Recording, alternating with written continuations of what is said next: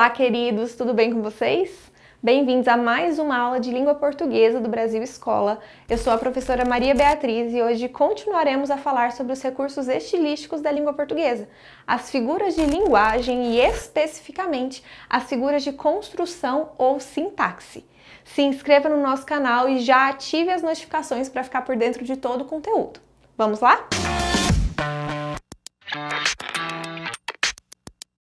Bom, as figuras de sintaxe ou figuras de construção também são recursos estilísticos, são figuras de linguagem que buscam, nesse caso, evidenciar um desvio na construção de um período e, por isso, interferem na estrutura gramatical de uma frase. Dessa forma, evidencia-se sempre uma modificação na estrutura da oração. É algo sintático, é uma interferência sintática da língua portuguesa. Utilizada, portanto, como um recurso de se atribuir ênfase, nesse caso, utiliza-se a omissão, a repetição ou a inversão de termos ou expressões em determinado enunciado. A primeira figura de sintaxe que podemos ressaltar se chama elipse.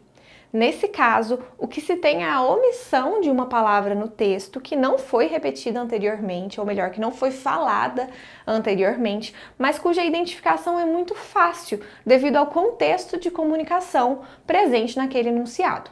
É importante ressaltar essa ideia de que a palavra não fora citada anteriormente.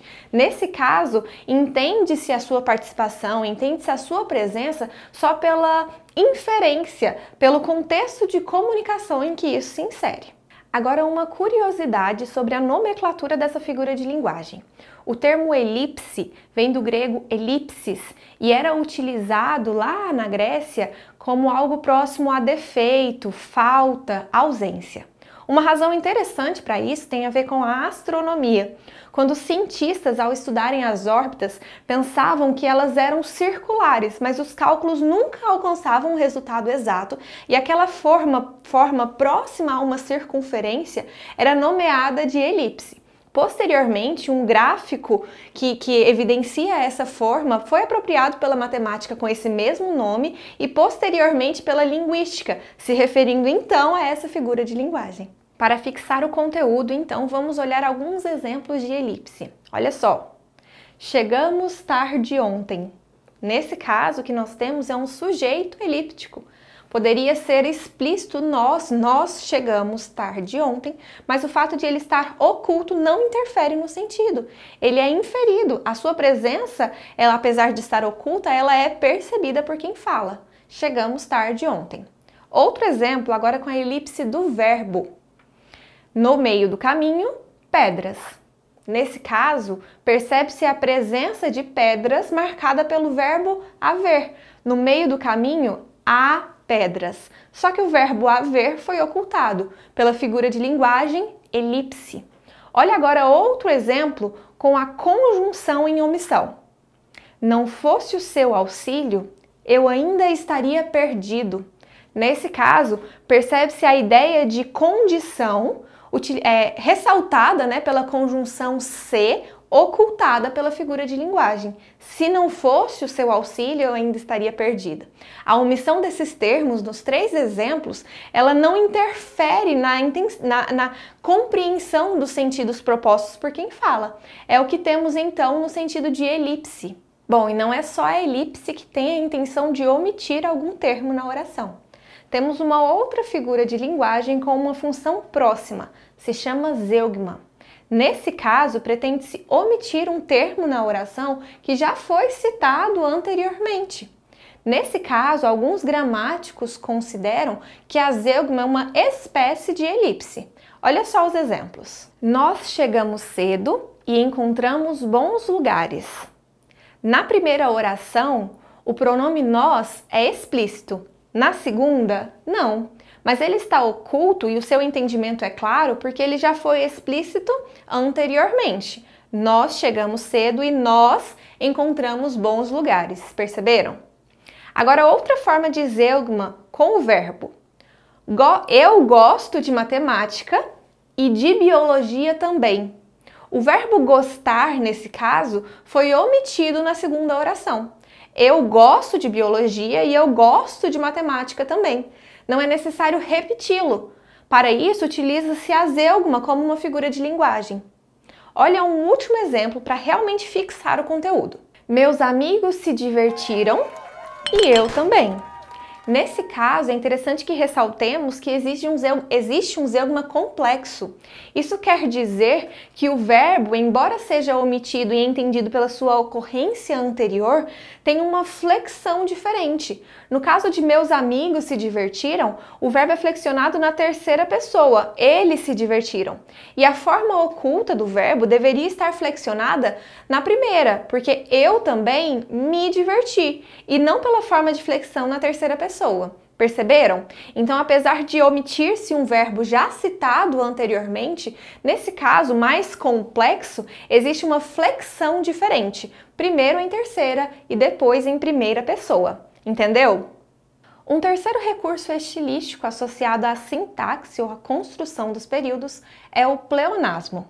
Nesse caso, o que nós temos é a repetição de alguma palavra ou de algum termo na oração que tem a intenção de provocar redundância no sentido final. O pleonasmo é muitas vezes utilizado a fim de se atribuir ênfase e pode ser classificado de forma literária, seria o pleonasmo literário, ou de forma viciosa, que é o pleonasmo vicioso. Vamos ver cada uma delas. No caso do pleonasmo literário, o que nós temos é a intenção de chamar a atenção do leitor diante do que se deseja transmitir. É um recurso muito utilizado na poesia por escritores ou por compositores de música a fim de enfatizar determinada ideia em um enunciado qualquer. Olha só esse exemplo, que é o Soneto de Fidelidade de Vinícius de Moraes.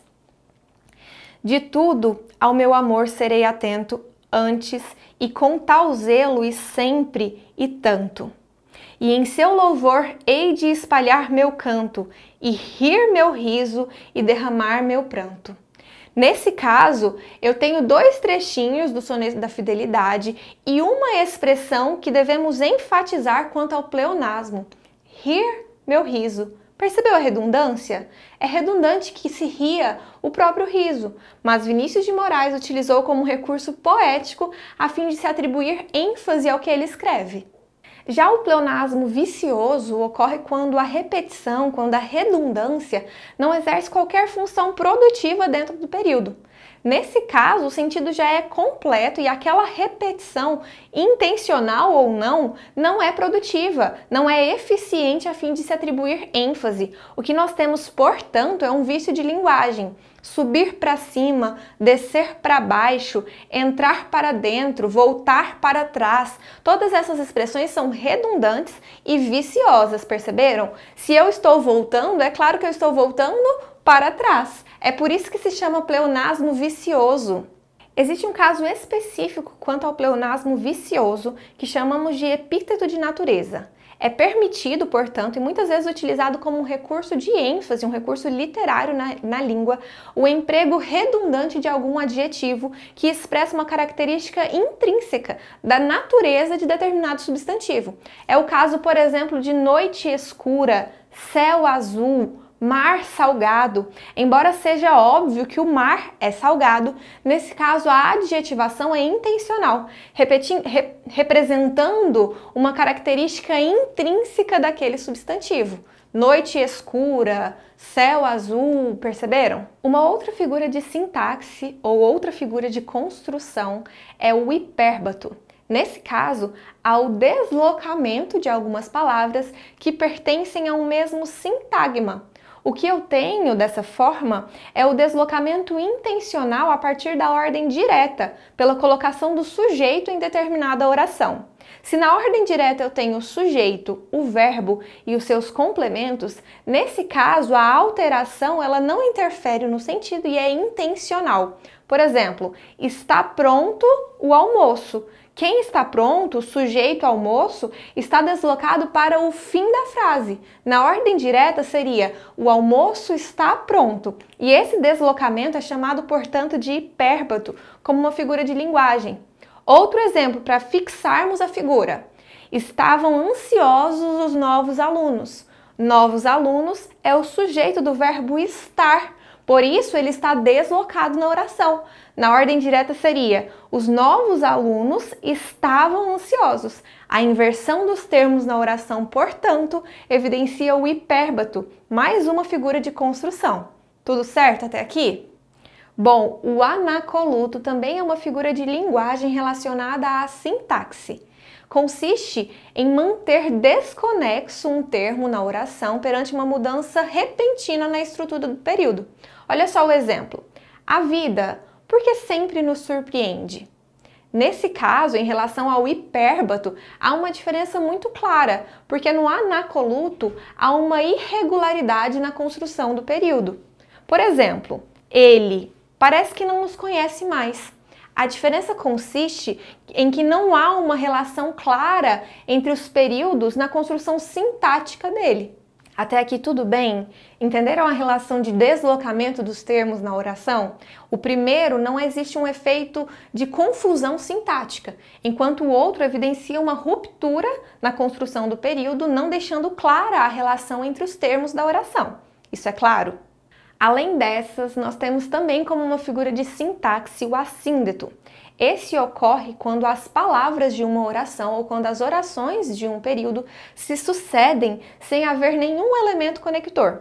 O que nós temos, então, são orações coordenadas sem a manutenção de conjunções coordenativas.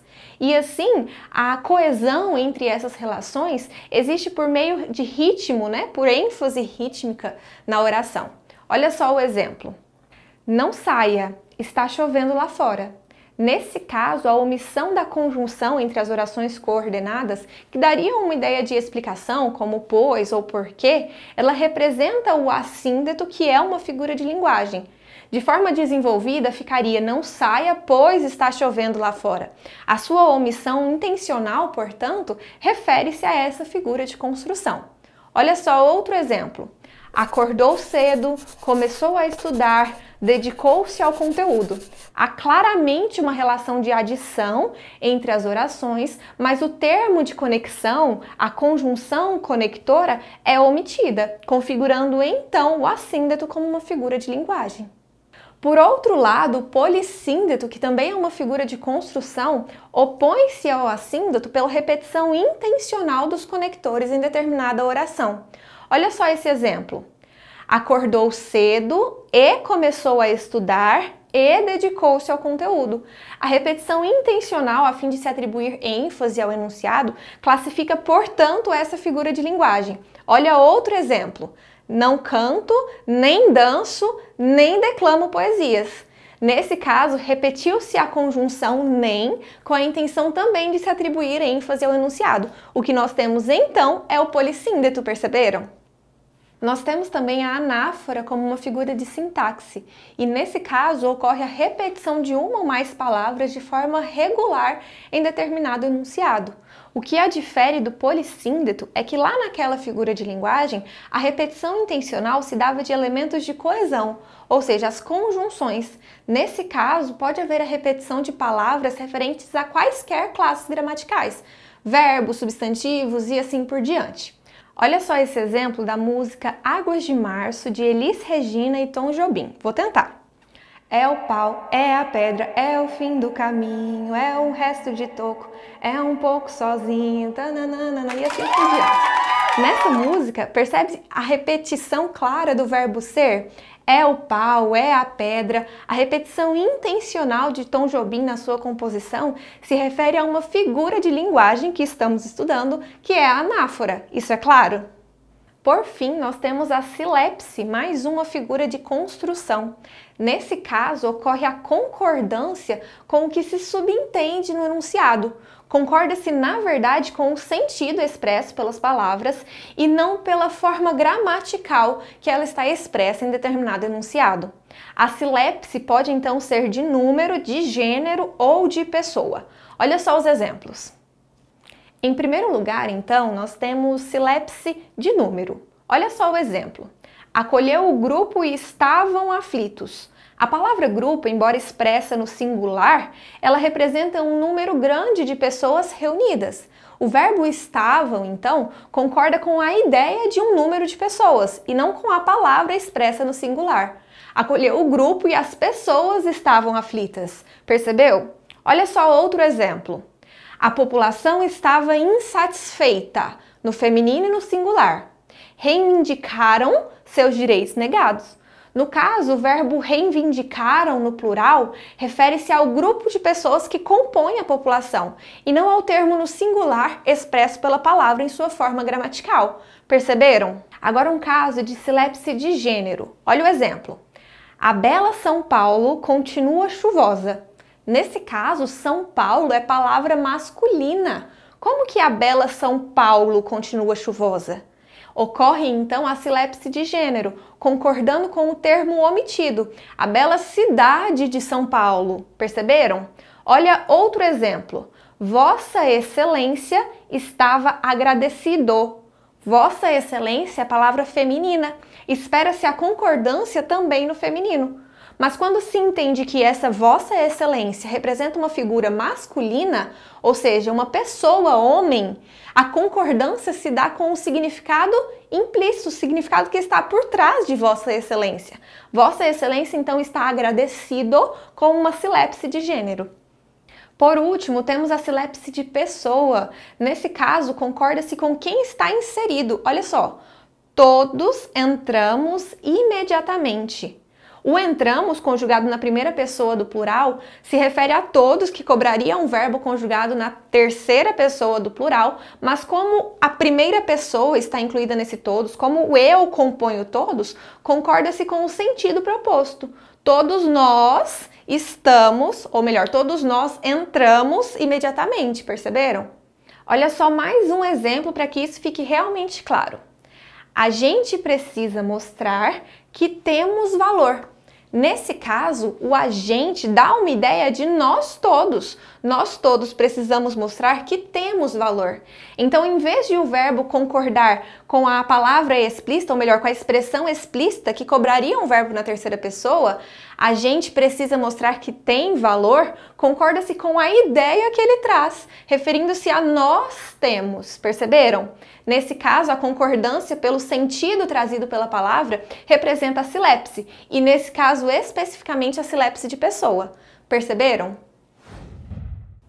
Então é isso, gente. Mais uma aula sobre figuras de linguagem completa. Agora entendemos as figuras de construção ou sintaxe. Se você gostou, curta o nosso vídeo, compartilha com todos os seus amigos todo o conhecimento dessa aula, já nos siga nas redes sociais e clique aqui nos links da descrição dos vídeos. Nos vemos nas próximas videoaulas sem falta. Até mais!